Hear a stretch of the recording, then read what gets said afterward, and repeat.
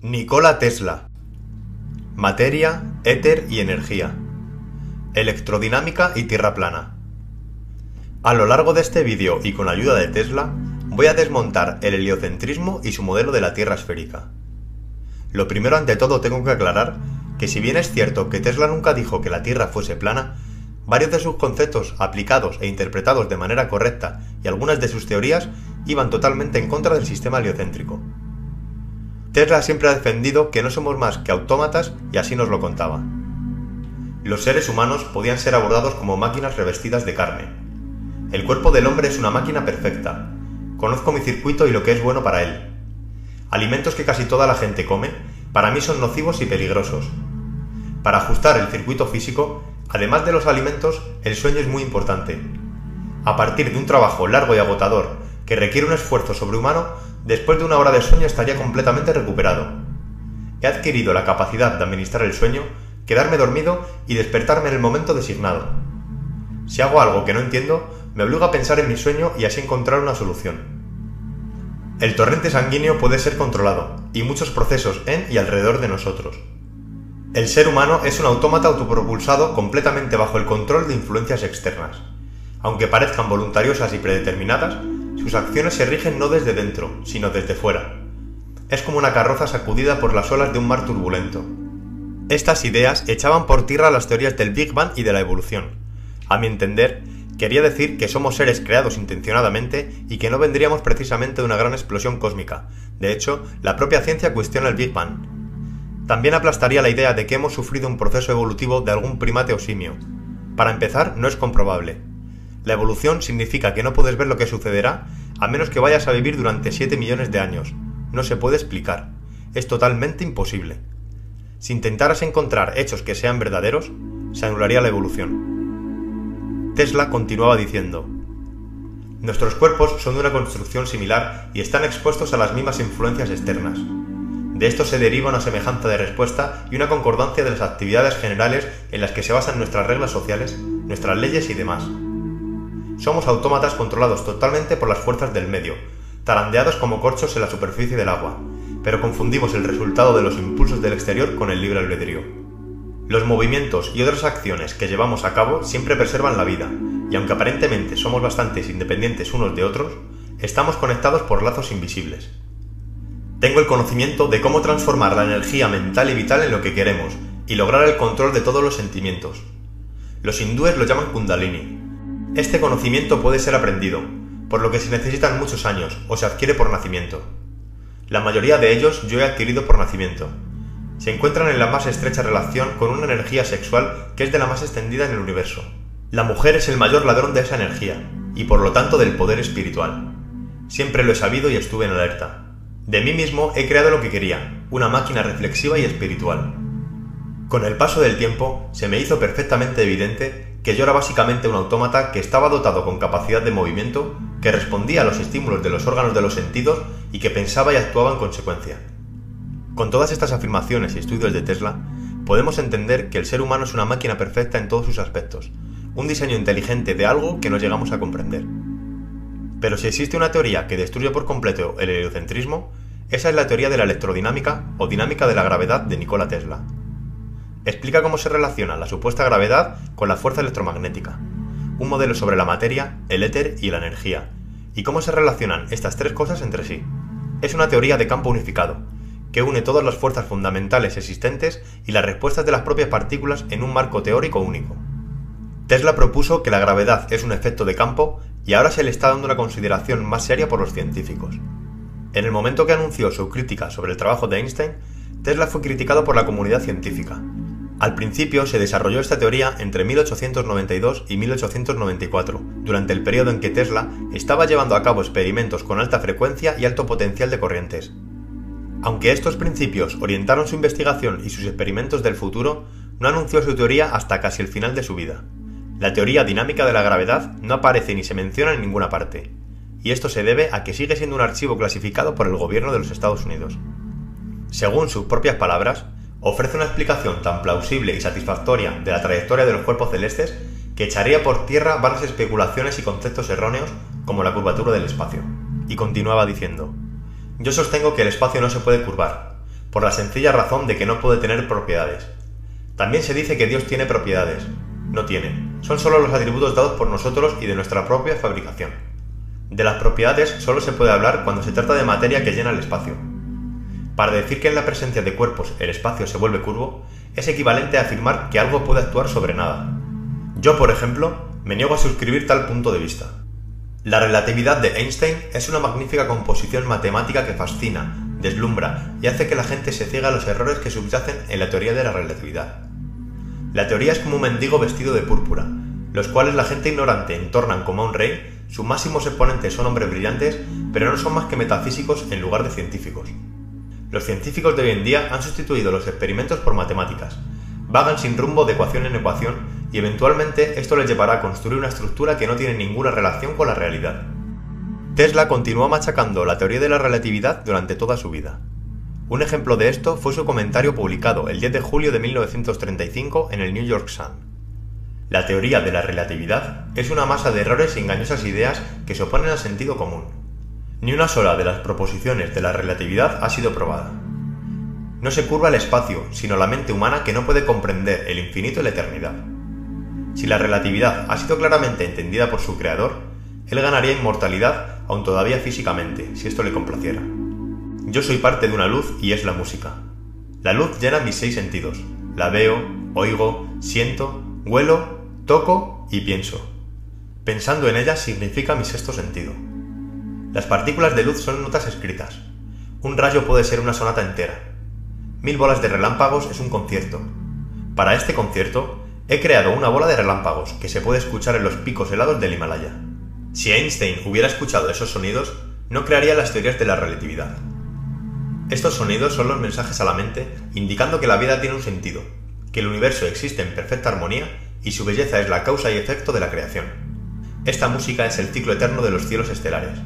Los latidos del corazón del hombre son partes de la sinfonía de la Tierra. El espacio curvo es el caos no es música. Einstein es el mensajero de la época de ruido y de furia.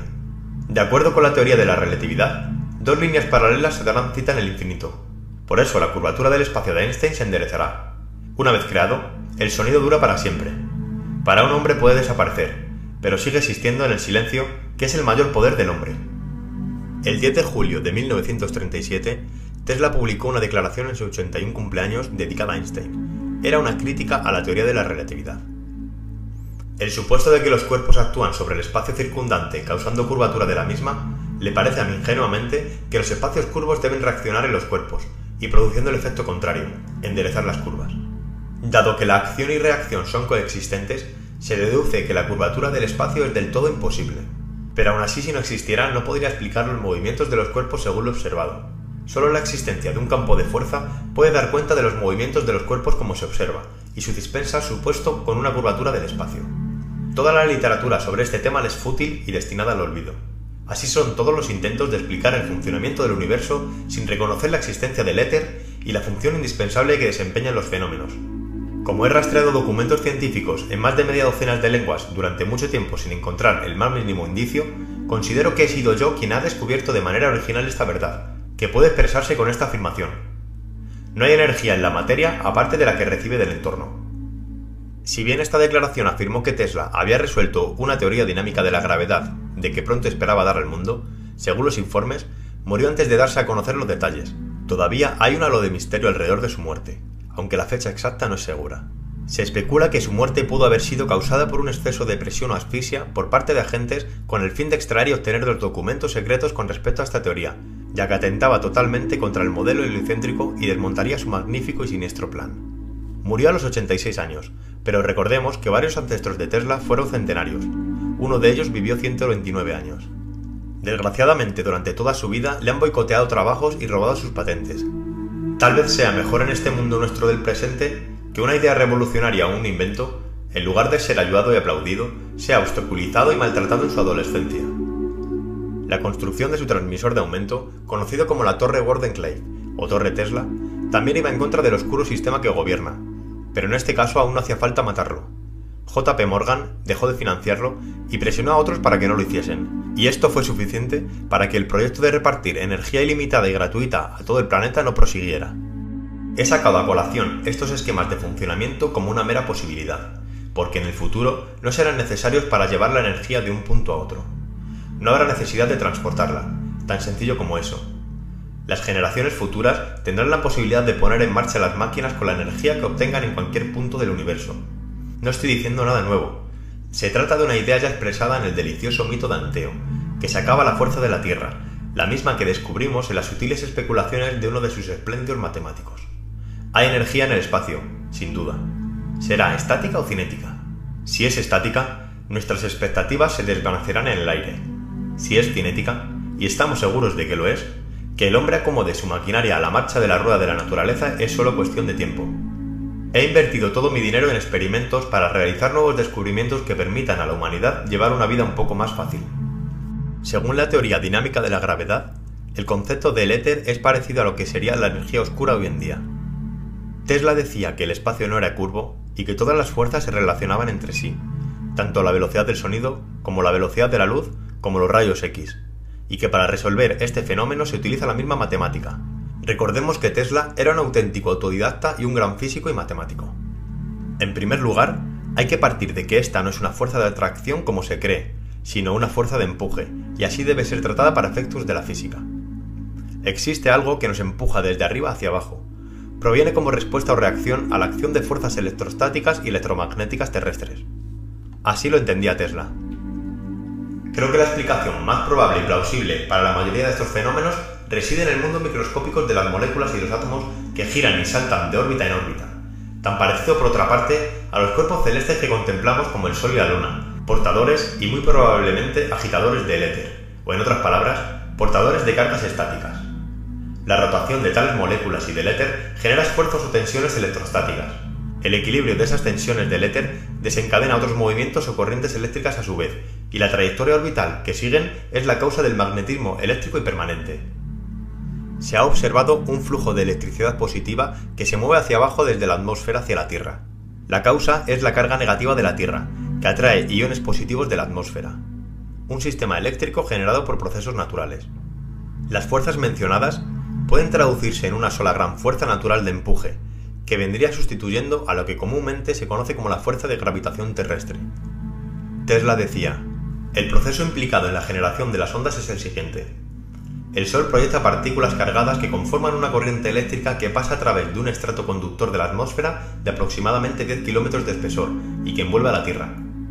Esta transmisión de energía es exacta a la que yo puse de manifiesto en mis conferencias experimentales, en la que un extremo del cable está conectado a un generador eléctrico de alto potencial, mientras que el otro extremo está libre. En este caso, el Sol representa el generador y el cable el aire conductor. El paso de la corriente solar implica la transferencia de cargas eléctricas de partícula a partícula a la velocidad de la luz, de lo cual resulta la producción de ondas extremadamente cortas y penetrantes. Como el estrato de aire mencionado es la fuente de las ondas, se sigue que los llamados rayos cósmicos que se observan a grandes altitudes deben aumentar a medida que dicho estrato se aproxima. Mis investigaciones y cálculos han sacado a la luz los siguientes hechos vinculados a esto. 1.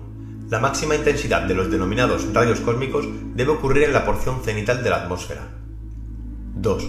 La intensidad debería aumentar con más y más rapidez hasta una altura de unos 20 kilómetros, donde comienza el estrato de aire conductor. 3. De ahí en adelante, la intensidad debería caer, primero lentamente y luego a gran velocidad, hasta alcanzar un valor insignificante a una altitud de unos 30 kilómetros. 4. El alto potencial debe manifestarse en el extremo libre del cable terrestre, lo que equivale a decir en el lado que está oculto al Sol.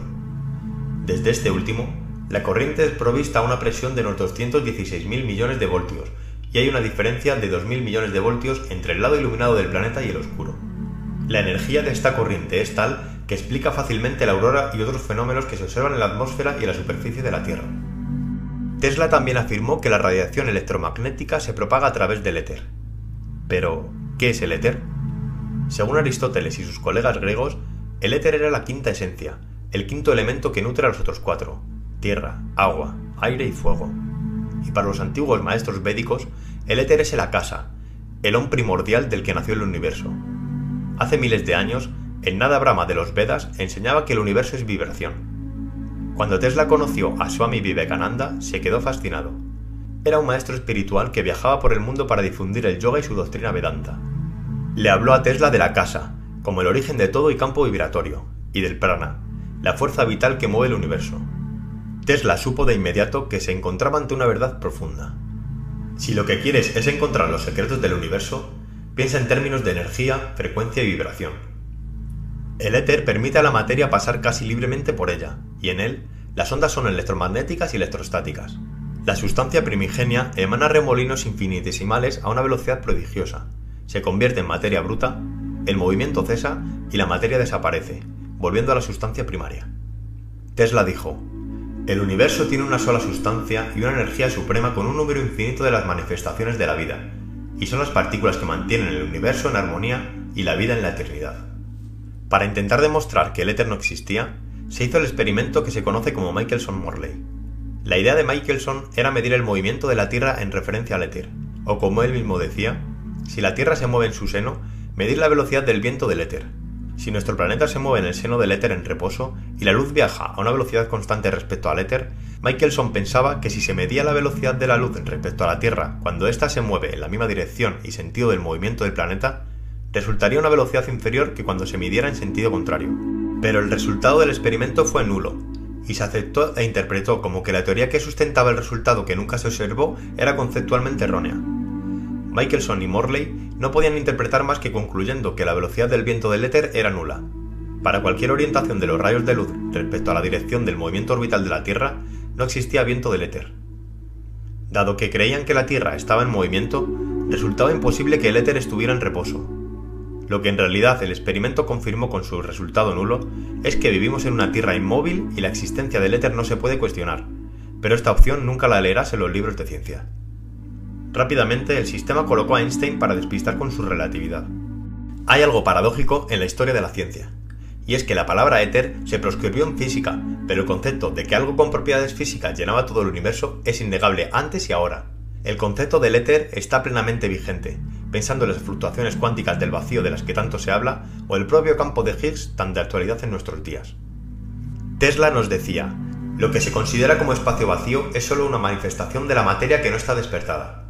No hay espacio vacío en este planeta ni en el universo. Cuando en 1915 Einstein enunció la teoría general de la relatividad, instauró el concepto de espacio-tiempo, el cual interactuaba con la masa, transmitiendo la gravedad a través de su propia deformación. Lo que realmente hizo es establecer un concepto de éter, borrando de un plumazo el concepto de vacío.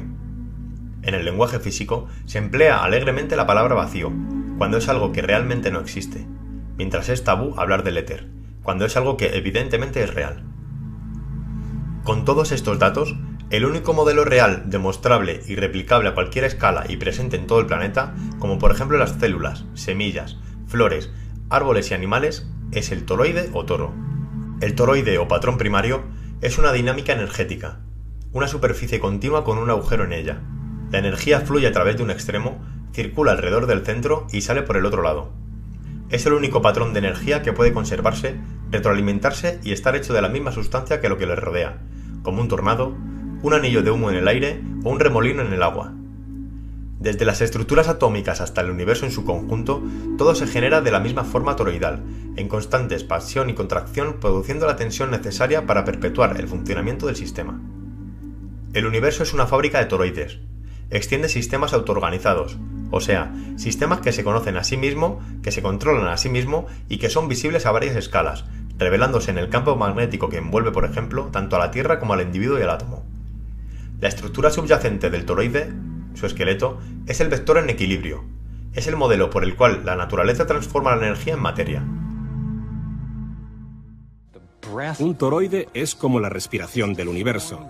Es la forma que toma la corriente de energía a cualquier nivel de existencia. Pero también existe una estructura subyacente en cómo encaja la corriente, una especie de esqueleto. Se llama vector en equilibrio, un término acuñado por uno de los grandes pensadores del siglo XX, Buckminster Fuller. Inspirado por la obra visionaria de Fuller, me pasé décadas investigando las dinámicas del vector en equilibrio y del toroide. Ahora mismo estamos en uno de los lugares sagrados más antiguos del mundo, el templo de Osiris en Abidos, Egipto. Se han encontrado muy pocos símbolos y signos en el templo de Osiris. Sin embargo, hay un dato muy importante en ese templo. Es un dibujo apenas visible, pero muy preciso y claro. No está grabado con cincel en la piedra, ni tampoco esculpido. Está grabado con un objeto candente en la estructura atómica de la piedra, de una forma extraordinaria. Nassim ha descodificado el símbolo de Osiris en 3 dimensiones. Ya que nuestro mundo no está formado solo por 2 dimensiones, tiene sentido que los códigos que transmiten información sobre nuestro mundo tampoco se limiten a diseños planos. Su versión tridimensional del símbolo de Osiris empieza con el vector en equilibrio, un campo de fuerza en perfecto equilibrio que irradia 12 líneas de energía iguales. Estabilizan su centro como los 12 radios de una rueda.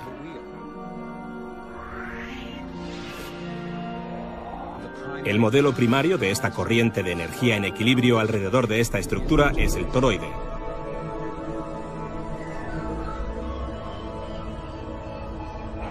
Aquí lo ampliamos a la siguiente escala con un total de 64 pirámides llamadas tetraedros.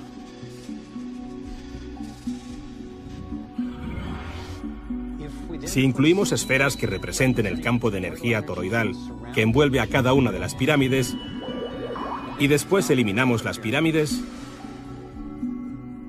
nos encontramos una matriz que es, sorprendentemente, una superposición exacta del símbolo de Osiris. Un modelo tridimensional con el mismo modelo que fue grabado con un objeto candente en el muro de piedra del templo egipcio hace miles de años. Bueno, ahora viajemos a través de los continentes, de Egipto a China, donde la misma figura geométrica aparece en otro lugar sagrado construido en 1420. Si vas a la ciudad prohibida, allí residen los dioses del sol y allí encuentras en la entrada a los perros Fu, los guardianes del conocimiento, quienes lo protegen bajo sus patas. La misma figura geométrica de 64 unidades de energía aparece codificada de nuevo. Entonces me empecé a preguntar, ¿es una simple coincidencia que ese diseño exacto aparezca en lugares tan importantes en 2 continentes diferentes? Pero luego Nassim me enseñó que a lo largo de los siglos esta figura geométrica de 64 puntos aparece codificada de nuevo en otras culturas de todo el mundo.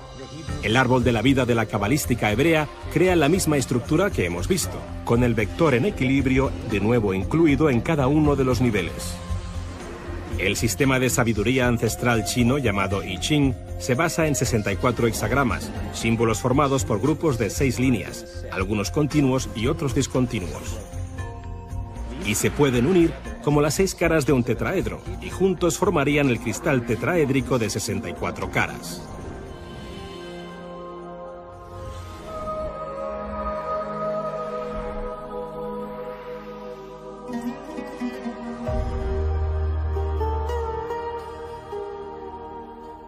Este mismo patrón aparece en los estudios científicos modernos. La doble hélice tiene un alfabeto de 64 codones que se utilizan para codificar el ADN humano. La Tierra, como todo lo que nos rodea, está en constante vibración, se contrae y expande de continuo. Con todo, me atrevo a afirmar que la Tierra en su parte física sería plana, y energéticamente una esfera autoorganizada y autosostenible, como si de un mecanismo inteligente se tratase, donde la energía está siendo empujada hacia adentro y al mismo tiempo proyectada hacia afuera, ejerciendo una presión y un empuje constante y uniforme, dando lugar a lo que conocemos como aceleración de la gravedad. Las partículas cargadas interactúan y mediante la fuerza magnética de la Tierra se generan ondas electromagnéticas que utilizan como medio de propagación el éter. La presión generada entre las partículas es lo que se conoce como gravedad, no siendo esta una fuerza de atracción, sino una fuerza de empuje, generando en su movimiento partículas que adquieren masa.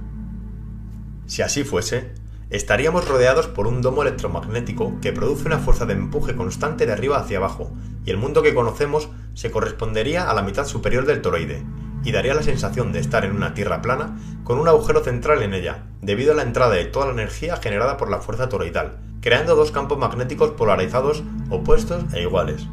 Eso también coincidiría con las leyendas y mitologías sobre el inframundo. No es que estuviese dentro, es que estaría debajo, en la otra mitad del toroide. De ahí que antiguas religiones lo denominaran las aguas del mundo inferior. La barrera que lo separaría todo sería efectivamente la Antártida, un anillo de hielo que rodearía el toroide por su ecuador.